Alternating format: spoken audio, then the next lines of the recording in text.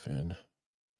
Good morning, everybody. I'm Ed Parcaut here with Mike Kelly, and we're Real Estate Jerky Daily. And it's Thursday. It is Thirsty Thursday. And look at that, 8:36. Not bad for my rotary day. Yeah, well, I had to turn something on and redo something. Yeah, those but ghosts. It's not bad. No, not bad at all. Didn't have the problems we had it yesterday.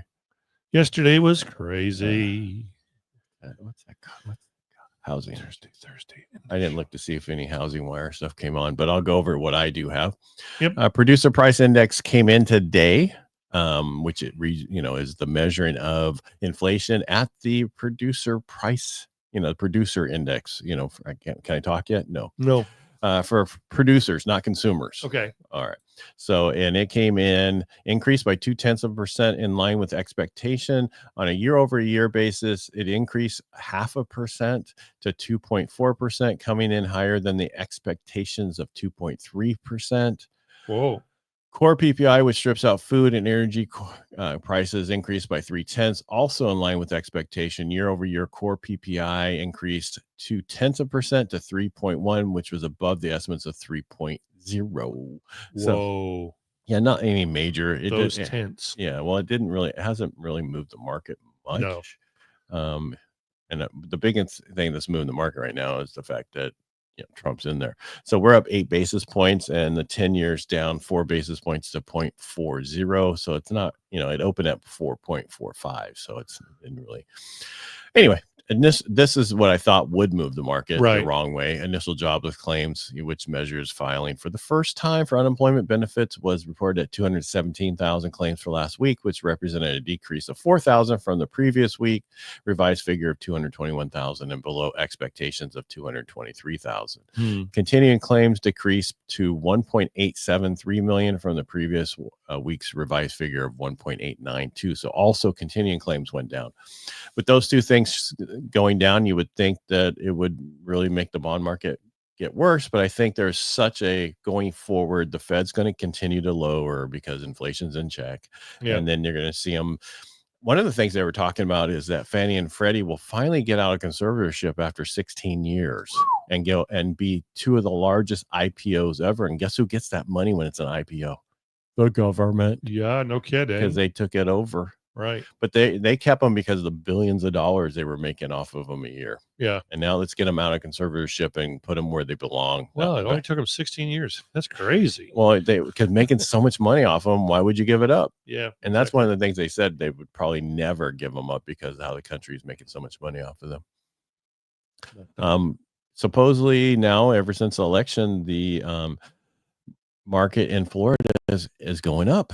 Especially the extremely large houses. Huh. Yeah, because they were talking about Trump's house is like worth $2 billion now or some ridiculous number. Mar-a-Lago? Yeah. Because he's got like 100,000 square foot. Well, and all those documents. Oh yeah, well, you had to put them somewhere. But he's the only one who can have them. I know, because he's the president, not a vice president. Correct. After losing the election. Yeah. They're right there by my vet. Yeah, well, that's okay. I use them occasionally to mop up water. Yeah. So what do you want to do with what? Below the initial jobless claims in the PPI. That's something else. I know, but it's kind of interesting. Oh, so I came. If you're trying, I don't want to tell other people how to do their marketing and give them ideas. Okay. But what? If you need posts for social media, I didn't come up with this. I heard it from somewhere, and then I just made changes to it. So this is what you ask ChatGPT to do for you. You do some marketing research for me, act as an expert. You can say Instagram. You could just say social media marketer. Right. Tell me 10 frustrations, 10 desires, and 10 fears and you put in whatever you're looking for. Right. And I did business owners' experience with getting a mortgage. And then you tell it also, and that mortgage part, you can change it to whatever that is. So if it's, whatever, this is for any market, you just make that change for your whatever you're dealing with. Right. And put it in a table format, label x-axis 1 through 10, y-axis frustrations, desires, and fears, and then create 30 days of social media content from this list. And then I asked it to expand it more once I did that. And I used ChatGPT to create the posts, and I had it create the actual graphics for the posts. Wow. Yeah. So right now I'm doing those 3 things on reverse mortgage, veterans and business owners for getting loans on all my social media posts. That's what you're going to see. And I set it up through High Level, which you guys have through called Core something else. Right. And I have it set up to go for the next 2 years. Awesome. So I don't have to mess with that part of it. And then all I add is any of the video stuff that we do on a regular basis. So, but most important thing is now 7 days a week, 3 times a day, I have some content on my stuff besides all the other stuff we do. Right. Because these are just the static posts that I want. So, and then people are like, well, aren't you worried someone's going to see it and say, hey, that's the same thing you posted before? I'm like, no, there's only 1% of the people you send that stuff to will see it. Right. And you want to get the same, this is called evergreen content, which means it's never going to get old. These are frustrations, fears that people have when they're trying to get a mortgage. Right. You could do the same thing on that with what I said and say, what that business owners experience with buying a home, right? Or with buying real estate, that veterans experience with buying real estate, with first-time home buyers experience with buying real estate. You follow me? Yeah. And then it creates the stuff for you, and then you just have to tell it to expand that content for you. Because I've been playing with chat all last week. I was doing it on my phone, and I found out that there's actually a logo creator on there to create logos. Yeah, I had I don't know if I can. I might be able to show it. I can show it to you, but I had one of my old mortgage company's logos that I wanted to change. It was for veterans, and I said, "Can you make it better?" Oh my God, it was like, holy cow! Wow. Yes, it did. Oh, very, very cool. Yeah, I don't think it's. Oh, one of the things I did was, so Marsha we had this Holy Cow Racing logo. I don't know if you remember it. A long time ago, we did it when we were. Let me see if I can get it to pop up. Was that during Ride for Mom days? Yeah. Okay. And we did it actually pre that. Okay. Let me see here. I'm going to put a couple on the screen and share the screen if it lets me. If it lets you. Oh, I just covered it. Let's see if I had that before that. There it is.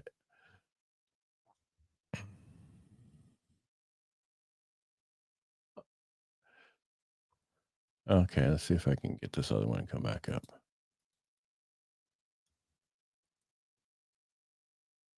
Okay. All right, I'll share the screen real quick. And this is just what we did with our Marsha won this logo, so because she's starting to run marathons again, right? Okay. So let me see. Entire screen. There it is. So that was her old logo. Okay. So nothing fun. Well, it's all right, right? Yeah. It was good at the time. And so we went from that. Let me see if it brings it.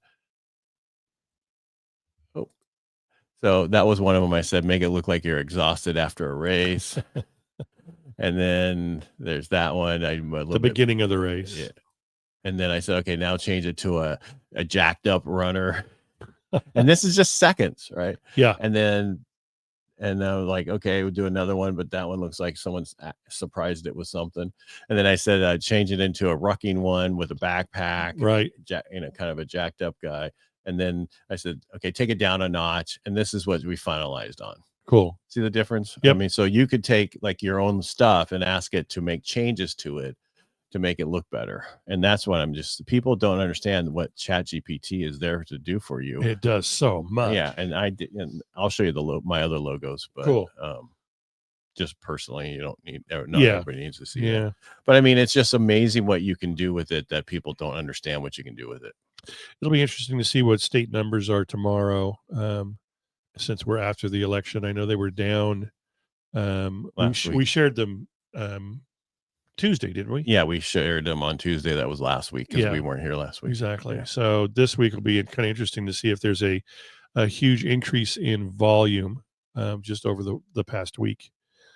Be nice to know. I know that I'm busy.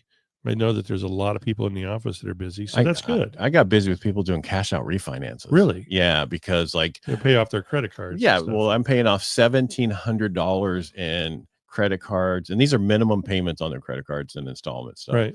plus one car loan. And it's costing them, and they're getting an extra 30 grand after that. And it's costing them $700 more a month in a payment, but they're saving 17, so they're saving $1,000 a month to do this. Well, then eventually in 6 months from now, when rates finally start going back down, we'll do it again, and they'll save a couple $100 more. And because a lot of people are like, I'm going to wait. There's no reason to wait anymore. This is going to take a lot longer for these rates to come down until we start buying mortgage-backed securities. Crazy. And that won't start until January. Well, should I wait? All right, let's just throw away $1,000 a month for the next 3 months. That's $3,000. You saved $100 on a payment, right? Because the rate went down a little bit. Right. That means it's going to take you 30 months to pay yourself back. And by then you're going to refinance again anyway. Yeah. Yeah. So just don't wait any longer. Do the refinance and get it done. Get her done. And unfortunately, these clients that came to me, they had a lot of debt, and they're getting a decent rate. It was below 7, but they have a FICO score of 630. Oh, yeah. So that it's just because of the equity that's in their home. We're not going over 60%. We're only going to 53. So they have it wasn't so bad of a rate that it could have been. Yep. Right. She's like, well, at least it's not. I go, well, if it wasn't what we're doing for these refinances and buying some of that down for you with what we are doing personally and the company, then it would have been 8.5. Oh, wow. Yeah. So exactly. Totally get that. All right. So, if you guys need any help, reach out. Yeah. All right. Anything else, Mike? No. Okay. I still do probates and trusts. When it happens. Yeah, when it happens. Yeah. Anyway, trust me, I'm there for you. There you go. Have a great day, guys. All right. Thank you, sir. And thank you all for being here. We'll talk to you tomorrow. Bye. All right. Bye.